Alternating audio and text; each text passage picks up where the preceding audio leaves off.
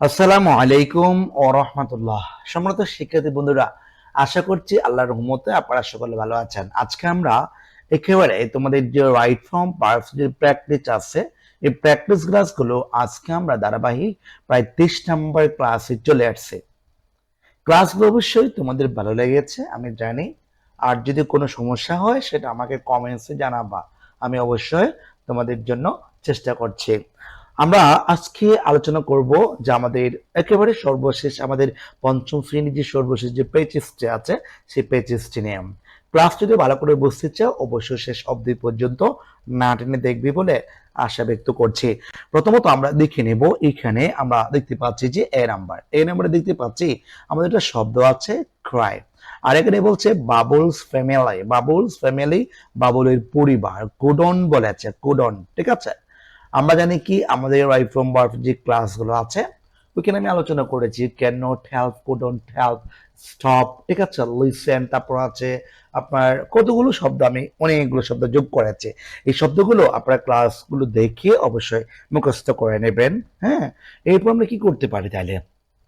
এখন আমার কথা হচ্ছে, যেহেতু এখানে আছে কুডন্ট হেল্প আছে, এরপরে যদি কখনো ভার্ব বসাতে হয় সেই ক্ষেত্রে অবশ্যই আপনাকে ভার্বের সাথে আইএনজি যোগ করতে হবে, অর্থাৎ এটা ক্রাইং হবে, অর্থাৎ আনসারটা ক্রাইং হবে। কেন?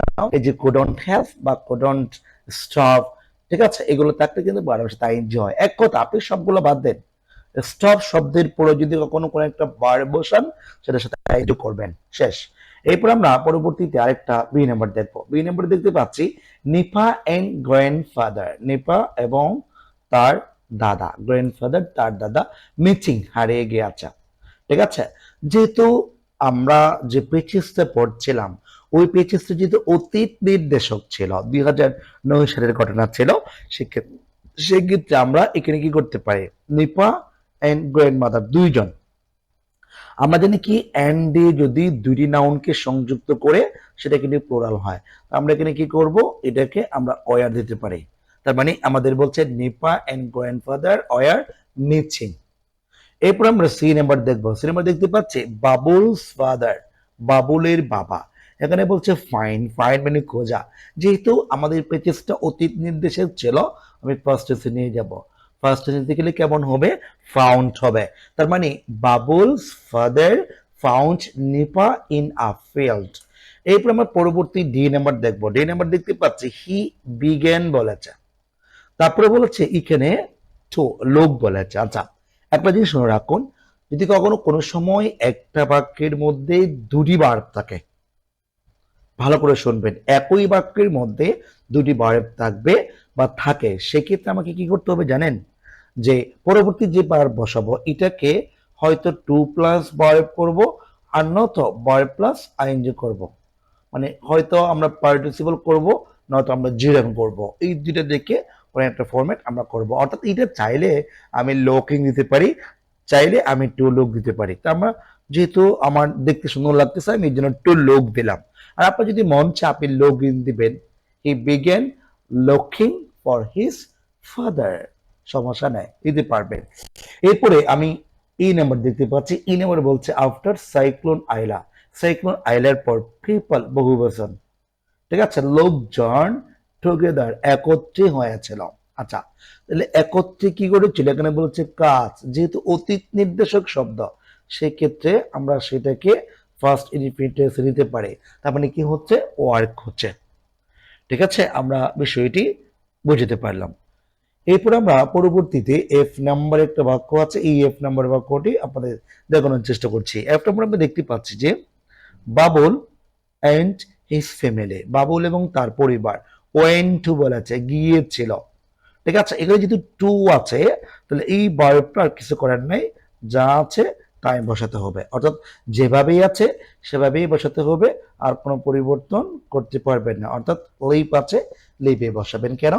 টু প্রিপোজিশনের পরে যদি কখনো কোনো সময় ভার্ব আসে সেটা অবশ্যই বি ওয়ান করতে হবে। তাহলে আমরা বিষয়টি বুঝতে পারলাম। এরপর আমরা পরবর্তীতে চলে যাব, অর্থাৎ পরবর্তী যেটা আছে, পরবর্তী আর কতগুলো বাক্য যোগ করেছি আমি, এই পরবর্তী বাক্যগুলো আপনাদের দেখানোর চেষ্টা করছি। পরবর্তী বাক্যের মধ্যে আমরা এখন এর আগে কি পড়েছি, আমরা জি এটা পর্যন্ত পড়েছিলাম। এরপর আমরা কি করব, জি নাম্বার বাক্যটা দেখাচ্ছি আপনাদেরকে।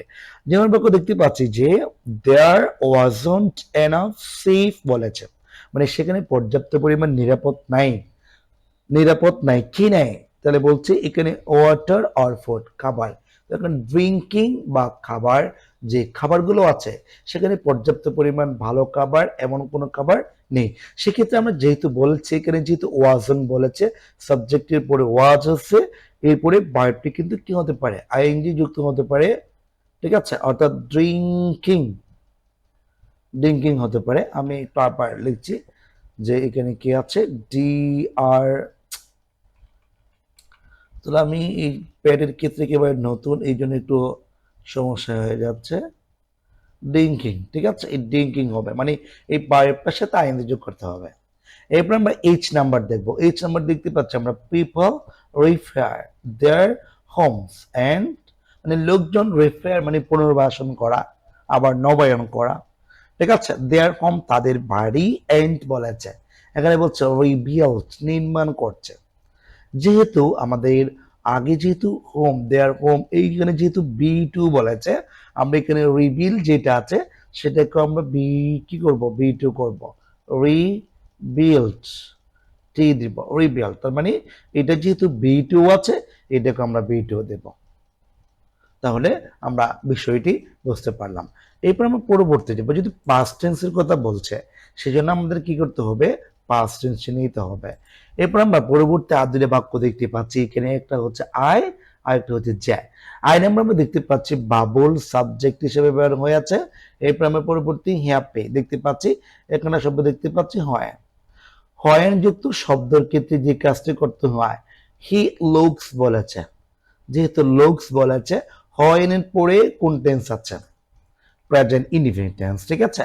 হয়েনের পরে যদি প্রেজেন্ট ইনডিফিনিট টেন্স হয়, আমরা যেটা জানি সেই ক্ষেত্রে ওই পাশে, মানে এক পাশে যদি প্রেজেন্ট ইনডিফিনিট টেন্স হয়, অপর পাশে প্রেজেন্ট ইনডিফিনিট টেন্স করতে হয়।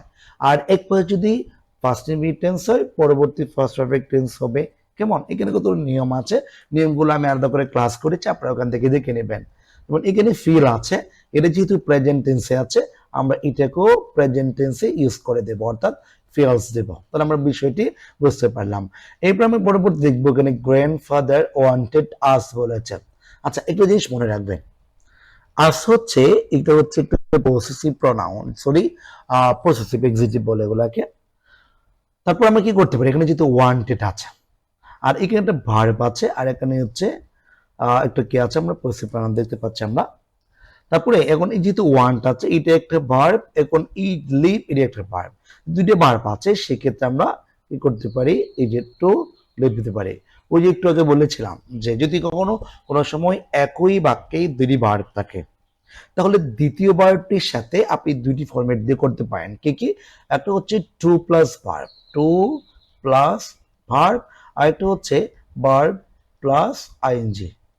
তার মানে এই জিনিসটাকে আপনি চাইলে টু লিভ করতে পারেন, আবার চাইলে আপনি কি করতে পারেন, লিভিংও দিতে পারেন। লিভিং আপনার যেটা কম লাগে বা যেটা ভালো লাগে সেটা আপনি আনসার করবেন। তাহলে আজকের ক্লাসটি এখানে শেষ করছি, সবাই ভালো থাকবেন। আসসালামু আলাইকুম ওয়া রাহমাতুল্লাহ।